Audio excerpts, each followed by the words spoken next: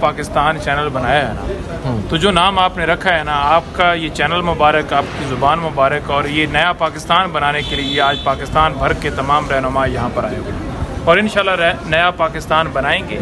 इस नए पाकिस्तान की बुनियाद रखेंगे, वो पाकिस्तान जिसकी बुनियाद क़ायद-ए-आज़म मोहम्मद अली जिन्ना ने रखी। दूसरी बात यह है कि ये रुकावटें डालें या गिरफ्तारियां करें या तालाबंदी करें या कहें कि जी रजिस्ट्रेशन जो है वो आपकी कैंसिल कर दी जाएगी या आपको ताला लगा दी जाएगा। आपने देखा कि हमारे तमाम लोग अंदर आए और हम कर रहे हैं। हमने कल ही कहा था कि हम डंके की चोट पर करेंगे, हम हर सूरत करेंगे और आएंगे, और हम आए हैं और आकर दिखाया है। अब फिर रहे हैं, वो बता रहे थे जी कि वो पुलिस वाले आए हुए हैं और देख रहे हैं जी कि रहनुमाज आए हुए थे तो उनके ऊपर FIR, और हमने कहा कि हम जूते के नोक पर ऐसी FIR रखते हैं। ये रोज़ाना ऐसी FIR हमारे ऊपर दर्ज की जाती हैं, रोज़ाना ऐसे होते हैं काम, लेकिन हम किसी सूरत अपने मौक़िफ़ से पीछे नहीं हटेंगे।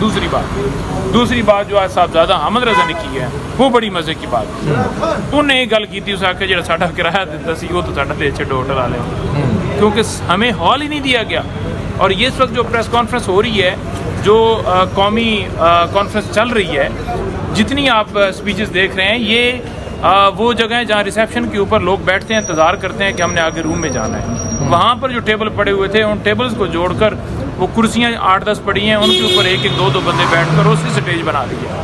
तो इनको PTI वालों को तो इनको पता ही है, क्योंकि PTI वाले जिधर होते हैं उधर ही जलसा बन जाता है। अच्छा। लेकिन आज इत्तेहाद के साथ जलसा हो गया उस वेटिंग वाले जगह पे। अच्छा, क्या हम ये समझे कि ये जितने लोग बैठे हैं, क्योंकि इमरान खान ने कहा कि ईद के बाद सड़कों पे दोबारा निकलना है और फिर ईद में मोबिलाइजेशन, रमज़ान में मोबिलाइजेशन करनी है, तो ये तमाम लोग आपके साथ चलेंगे और ईद के बाद की क्या प्लान है? बिल्कुल जी, खान साहब ने जो रिसेंट मुलाकात हुई थी, यानी पिछली से पिछली मुलाकात, उसमें खान साहब ने मेरे सामने ये बात की थी और हदायत दी थी। डेफिनेटली मैं मौजूद था, बाकी दोस्त मौजूद थे, तो उन्होंने कहा था कि आप जाकर तमाम जमातें जो इस वक्त अपोजिशन के अंदर मौजूद हैं, जिनका मौक़िफ़ कानून और आइन की बालादस्ती है, उनके साथ बात कीजिएगा।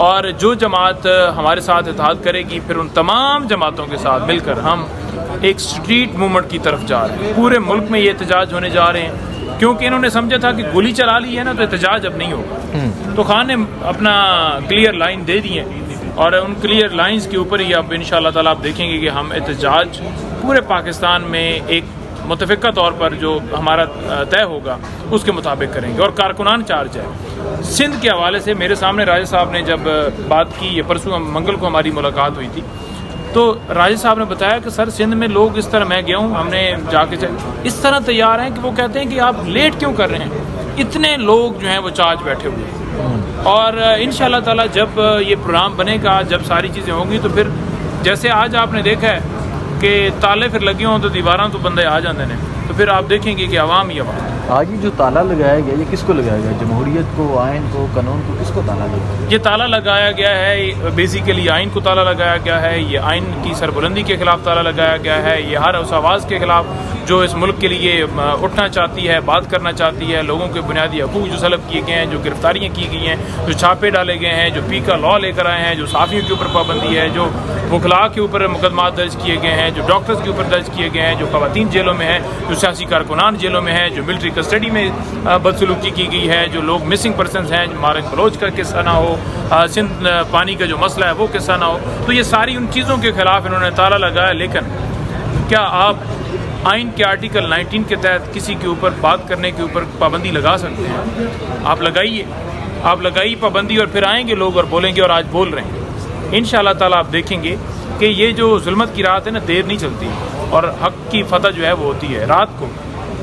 एक मैं आपको किस्सा सुनाता हूँ। एक शो में बैठे हुए थे, तो मैंने उन्हें कहा जी कि हमारे उस हॉल को बंद कर दिया गया और वहाँ पर वो कह रहे हैं जी कि आप नहीं कर सकते, इंतज़ामिया को थ्रेट किया गया। तो नासिर भट्ट था, नून लीग का सेनेटर, कहता है जी कि मेरे साथ शर्त लगाएं, नहीं हुआ और मैं आपको खुलवाता हूँ जाकर। मैंने कहा जी आइए, कैमरा साथ रखिए। प्रोग्राम बंद हुआ, नीचे आया, भाग गया, गाड़ी में बैठा। मैंने कहा अब किधर जा रहा है? कहता है मैं तो जा रहा हूँ। अच्छा, उसे नहीं पता था कि दूसरे शो के अंदर फिर हमने बैठना है। रात ठीक 8 बजे लाइव शो था जिसमें ईसा नकवी होस्ट कर रहे थे न्यूज़ चैनल के ऊपर। बैठते ही मैंने कहा जी नहीं, हलफ तो बाद में दिया ना।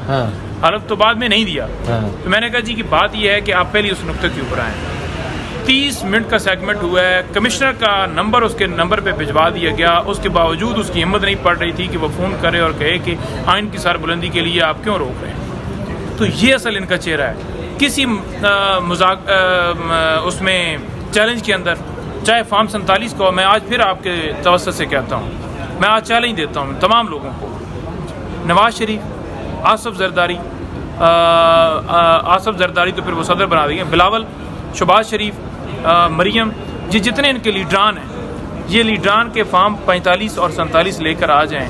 अगर एक हल्के से भी ये जीते हुए तो हम अपने मौक़िफ़ से पीछे हटेंगे।